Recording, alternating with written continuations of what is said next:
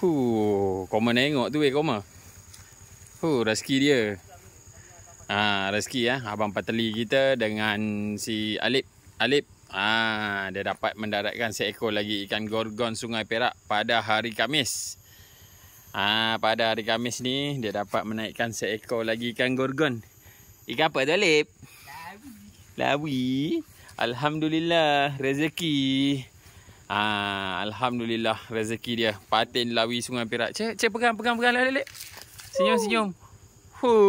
Lama. Mantap babu. Mantap. Okey, jom kita try timbang terus. Kita daripada kosong-kosong Okey, masuk terus dalam ni. Masuk dulu. Okey, angkat dia. Okey. Tak. Okey, tengok berapa kilo? 19 kilo 900. Okey, angkat.